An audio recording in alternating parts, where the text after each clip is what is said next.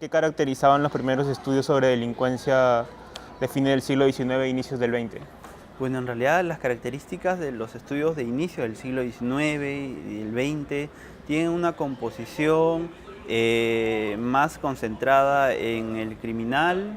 Yo creo que hay 5 grandes momentos de los estudios de la delincuencia en el Perú y hay un momento donde las ciencias sociales se dedican básicamente a estudiar al sujeto que transgrede las normas y que estas no necesariamente son consideradas como delitos, sino más bien son como una respuesta frente a las imposiciones del Estado, de intentar controlarlas. Creo que después hay una lógica más de entender la delincuencia y la criminalidad desde los jóvenes que transgreden las normas y son definidos en las ciencias sociales como pandilleros, ¿no?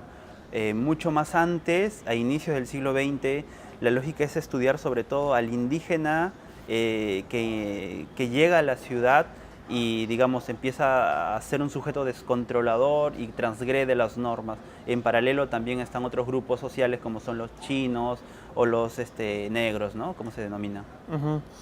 ¿En qué influye que ambos lugares escogidos para tu estudio estén cercanos a importantes mercados? Yo creo que es fundamental. Primero, los barrios como tales. Creo que los estudios de delincuencia, por un lado, se ha concentrado en estudiar víctimas y victimarios y no han dedicado la necesidad de empezar a estudiar la delincuencia en función a los espacios y en más concreto a los barrios. Creo que la seguridad y la inseguridad se define en territorios chiquitos, en territorios muy pequeños y desde donde ahí se concentra en muchos la criminalidad.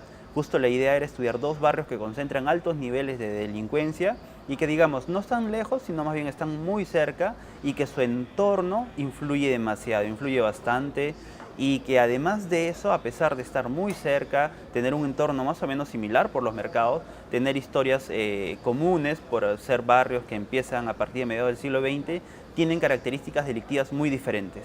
Creo que ese es un componente que hace también interesante al libro. Ujú.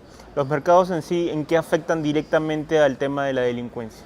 Los mercados como tales no es porque existan Ujú, más mercados, exista más delincuencia. No existe ese nivel de relación, no lo hemos encontrado en este ujú. estudio.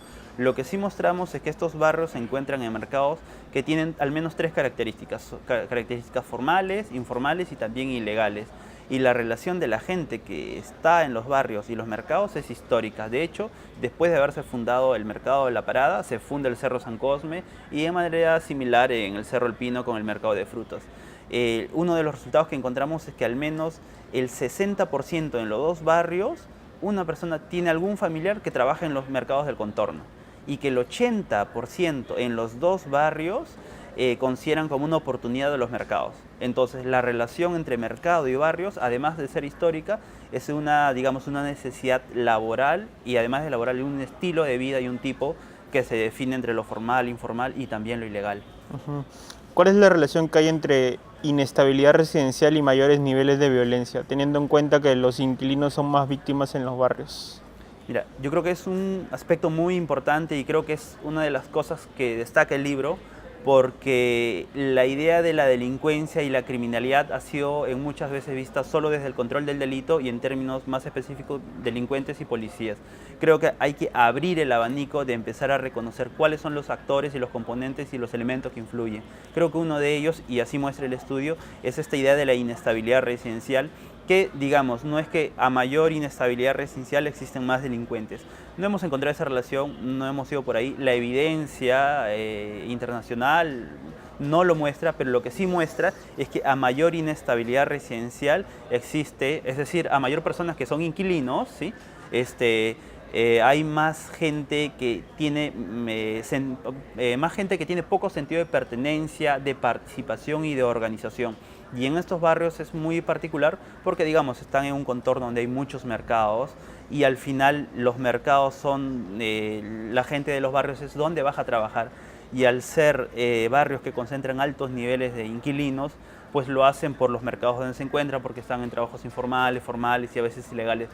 Ahora, lo de la victimización es que a contracorriente de que se organizan menos, tienen un menor sentido de pertenencia, identificación con el barrio, a la vez de no haber tejido vínculos con el barrio mismo, porque son familias de poco tiempo, no son tan extensas, lo que hacen justamente es en barrios donde se concentran altos niveles de criminalidad, justamente son ellos los que son más víctimas y entonces es una cosa bastante perversa con este gran grupo de gente, ¿no?